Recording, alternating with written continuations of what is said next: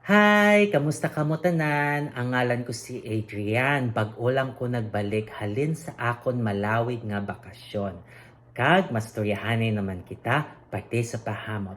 Ini nga pahamot nga luya ko istorya sa inyo subong tawag siya Le Interdit Rouge Eau de Parfum for Women.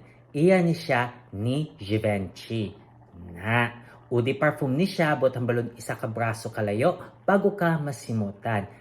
Kag, for women ni siya, pambabayi, pero kung ako ang imo pamangkutod, para ni sa tanan, kay ako yan namian ko sini nga pahamot kapila ko ni siya suksokon. Kay nga baw na manul gid ko sing tuberos nga hamot, no? Wala pa ko nakatilaw sing tuberos nga bulak. Baw ang timpla sing tuberos sini, kanami gid sa iya. Te, ano ang iya nga mga nota? For the top, we have ginger kag blood orange. Ang ginger gahatag sing pagkakalam sa imong ilong kag may citrus siya nga blood orange. For the mid, we have tuberose, jasmine kag pimento leaf. Bahaw ang tuberose amo gina siya ang masimutan mo kakanami gid siya simutan no magtingala ka nga ginhatag lang sa para sa mga babae pwede na gid lang para sa tanan di bala.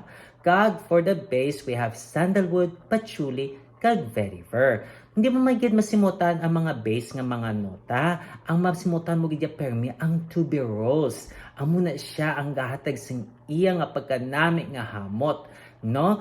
Angay ni siya sa tugnaw nga klima o kon makadto ka sa mall na, no?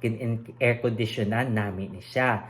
Ang temperatura nga para siya is between 50 to 70 degrees Fahrenheit kag 10 to 21 degrees Celsius. Kanami-nami sini nga pahamot, ako ni recommend ko ni siya para sa tanan. Kay nga kung gusto mo makatilaw sing tuberose nga hamot, amo ni siya ang kwaon mo. Kay baw kalaka lang na nga makakita kasing tuberose nga kanami-nami, gid no?